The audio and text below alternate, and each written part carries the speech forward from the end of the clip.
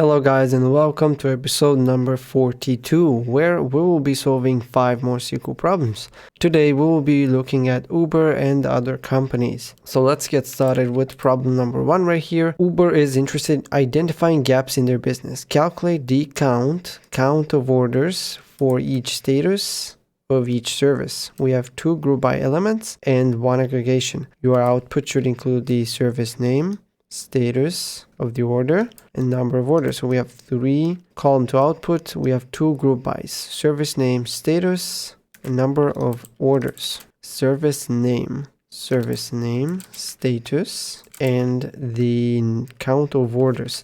Since the table is called Uber orders and we have here order date, we can assume that one row is one order. So we're going to count all of the rows. We're going to call it number of orders. Now we have to group by both each status of each service. So we have to simply copy this, each service, and then within each service we want to order by each order status. And this should be actually the final output. Okay, my bad guys, I didn't read correctly here. We have to count the number of orders. Actually, in this case, they have number of orders as an integer in a table called orders. That doesn't really make sense, but it really doesn't matter because we just have to do a sum right here on this integer value. And there we go. That's the actual correct answer. So what we are doing right here, for every service name, actually for every status order of every service name, we want to calculate the sum of orders.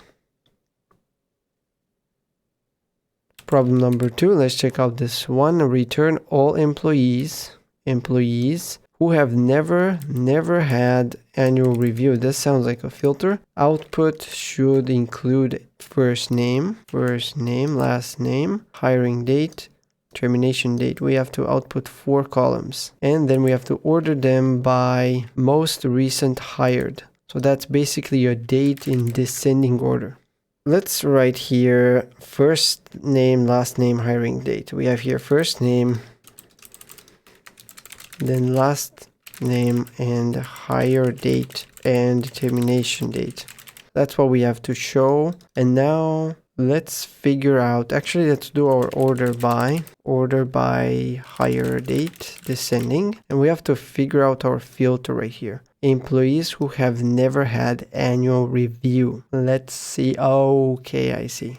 So right here we have 2 tables. The first one seems to be containing all of the employees, and the second one must be containing only the employees. This must be the ID of the annual review, and then the employee ID, which is part of the ID. So probably we have to look for entries that are not in this table. Not in this table. So we're going to have to join these. Now, in order for us to filter, we're going to keep all of the employees. So we're going to do a left join. Where we do not find matches, we're going to have a null value. And then we're just going to filter for the null value. We only want to show those. So let's copy right here. We're going to say from Uber employee A, left join the other table, Uber annual review B. We're going to do it on the employee ID. Now the employee ID here, it's this one, and here it is EMP ID. That's the common key. So we're going to say A.ID equals B.MP.ID. And now we just want to filter where BMPID is null. And here we actually don't have to specify, but it's a good habit to just specify these. It's easier to see where they are. So these are part of the A table, and this one as well. Now everything looks clean and should be working. And there we go. This is the final solution. Quick recap. We have to show the first name, last name, hire date, and termination date. 4 columns. 4 employees which are not part of the B table. Now, what does that mean? That means employees who have never had annual review, because the B table here, contains only users who have had a review. So if a user is not in the B table, they didn't have an annual review. And the way we are finding this is by left joining that table to the Uber employees table, because what's going to happen, where we find a match, it will show the information, but where it will not find a match, the employee ID is simply going to be null. And then all we have to do is to filter for the null value and we'll get our result. And lastly, we just want to order by the hire date descending. Problem number 3, this one is from Wine Magazine. Find prices for Spanish, Italian, French wines. Wines could also be a filter. Output the price. So we have one single column and we have 3 or 4 filters, 3 or 4. So since we have to output just the price here, we're just gonna output the price, and then for sure, now we have to figure out Spanish, Italian, French.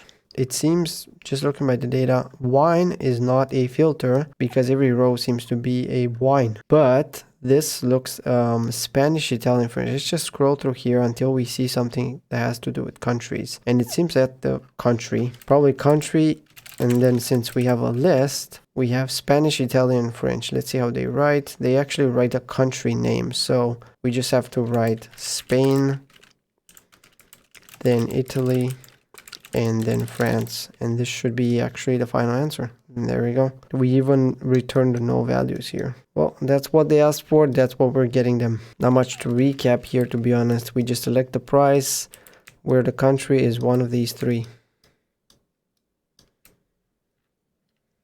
Problem number 4, this one is from Forbes. We have to list all of the companies working in the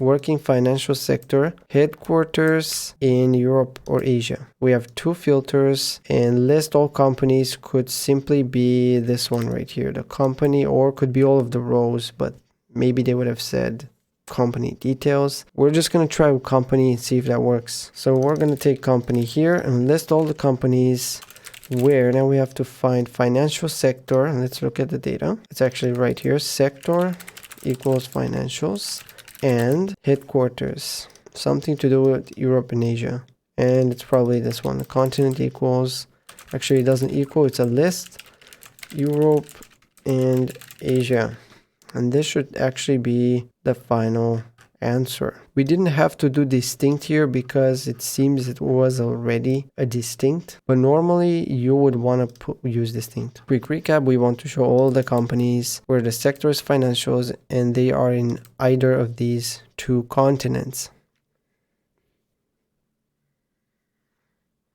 And problem number 5, this one is from Airbnb right here. We have to rank guests based on their ages. We have to output guest ID along with rank, guest ID and rank. And then we have to order age descending. We have to output 2 columns. We have 1 order by, 2 columns, and we have a rank. We have to use a rank function. Very easy. So we're going to use guest ID. I can see it there. Age. Actually, we're not going to show the age. We're going to rank based on the age. So we're going to say rank over order by age descending. We're going to rename this to RNK. And then we're going to order by RNK ascending, actually. This should be the final answer. And there it is. Every guest ID and their rank. So quick recap for every guest entry that we have. We simply want to rank them. And the way we're ranking them is based on the age in descending order. So from the highest age to the smallest age. So rank 1 would be the oldest person and the last rank would be the youngest person. And then right here we simply order them ascending.